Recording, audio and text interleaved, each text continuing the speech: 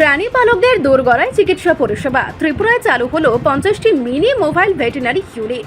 রাজ্যের প্রাণী স্বাস্থ্য পরিষেবাকে আরও আধুনিক ও সহজলভ্য করতে ত্রিপুরা সরকারের প্রাণী সম্পদ বিকাশ দপ্তরের উদ্যোগে 50টি মিনি মোবাইল ভেটেরিনারি ইউনিটের শুভ উদ্বোধন করা হয়েছে। শুক্রবার আগরতলার প্রজ্ঞা ভবনে আয়োজিত অনুষ্ঠানে সবুজ পতাকা প্রদর্শনের মাধ্যমে এই পরিষেবার সূচনা করেন প্রাণী সম্পদ বিকাশ, মৎস্য ও তপশিলি কল্যাণ দপ্তরের মন্ত্রী সুধাংশু দাস। অনুষ্ঠানে উপস্থিত ছিলেন পশ্চিম ত্রিপুরা জেলা পরিষদের সভাধিপতি বিশ্বজিৎ শীল এবং প্রাণী সম্পদ উন্নয়ন দপ্তরের প্রায় 300 জন কর্মকর্তা কর্মচারী। এদিন প্রতীকীভাবে ইউনিটগুলোর চালকদের হাতে গাড়ির চাবিও তুলে দেন অতিথিরা। মন্ত্রী সুধাংশু দাস বলেন, সরকারের লক্ষ্য প্রাণী পালকদের দোরগড়ায় দ্রুত, আধুনিক ও কৃষক বান্ধব প্রাণী চিকিৎসা পরিষেবা পৌঁছে দেওয়া। এই উদ্যোগের ফলে প্রাণী স্বাস্থ্যের উন্নতি, উৎপাদনশীলতা বৃদ্ধি এবং প্রাণী পালকদের আয় বাড়বে বলে তিনি আশাবাদ ব্যক্ত করেন। উল্লেখ্য, রাজ্যে ইতিমধ্যে 13টি মোবাইল ভেটেরিনারি ইউনিট চালু রয়েছে। নতুন 50টি mini unit 1962 toll free veterinary হেল্পলাইনের সঙ্গে যুক্ত থেকে চিকিৎসা, টিকাকরণ, কৃত্রিম প্রজনন, গর্ভধারণ পরীক্ষা, কৃমিনাশক প্রদান সহ বিভিন্ন জরুরি প্রাণী চিকিৎসা পরিষেবা সরাসরি ব্লক স্তরে পৌঁছে দেবে। সবার প্রথমে দপ্তরের সমস্ত কর্মকর্তাদের হৃদয়ের গভীর থেকে জানাচ্ছি অনেক অনেক শুভেচ্ছা এবং অভিনন্দন। কারণ নিঃসন্দেহে এটা একটা historic moment for ARDD department. এবং আমার মনে আছে, আমরা 2023 সাল থেকে এই দপ্তরের দায়িত্ব আমি নেওয়ার পর থেকেই আমার সাথে যারা টিম হিসেবে আপনারা কাজ করেছেন, প্রতি বছর বাজেট সেশনের আগে আমাদের একটাই টার্গেট যে এই বছর আমরা নতুন কি প্রাণী পালকদের জন্য নিয়ে আসছি।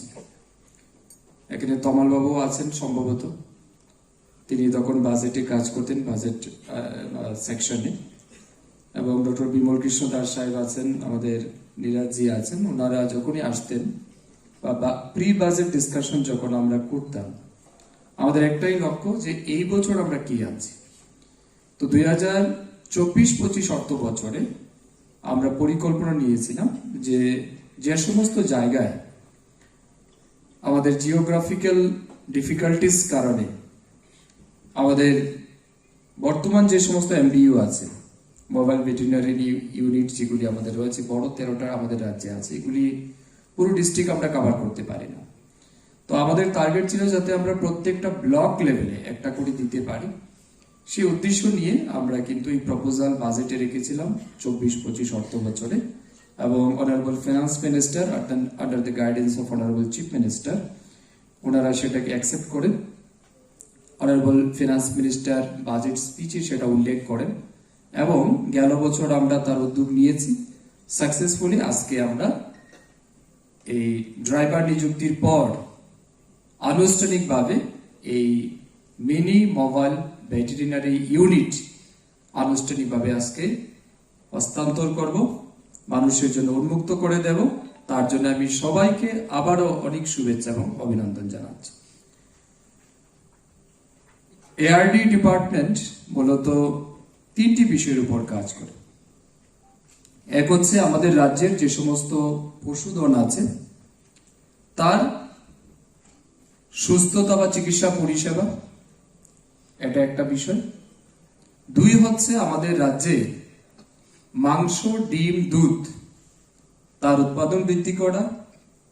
3 হচ্ছে এই সেক্টরকে কাজে লাগিয়ে বেকার যুবক যুবতীদের মধ্যে কর্মসংস্থান সৃষ্টি করা, সাথে সাথে infrastructure development in various areas. তো এই বিষয়ের উপর আমাদের মূলত কাজ করি। আমরা যদি হেলথ কেয়ার সার্ভিসের বিষয়গুলি দেখি, তাহলে আমাদের কাছে 2 রকমের হেলথ কেয়ার ফ্যাসিলিটি রয়েছে। এক হচ্ছে প্রিভেন্টিভ মেজার, সেকেন্ড হচ্ছে কিউরেটিভ মেজার। প্রিভেন্টিভ মেজার মানে কি, পশু পাখি যাতে কোনো রোগে আক্রান্তই হতে না পারে তার জন্য আমরা প্রিভেনশনাল অনেকগুলি ভ্যাকসিনেশন প্রোগ্রাম করে থাকি। যেমন রিসেন্টলি আমাদের এফএমডি ভ্যাকসিনেশন প্রোগ্রাম চলছে, ফুট অ্যান্ড মাউথ ডিজিজ, এগুলিকে কন্ট্রোল করার জন্য আমরা ভ্যাকসিন দিচ্ছি। তার সাথে সাথে আরো অন্যান্য বিভিন্ন ডিজিজ যেগুলি পশু পাখিকে আক্রমণ করতে পারে, আক্রান্ত করতে পারে, তার থেকে রক্ষা করার জন্য আমরা throughout the year different type of vaccination program আমরা করি। রিপোর্ট সংবাদ প্রতীক্ষা।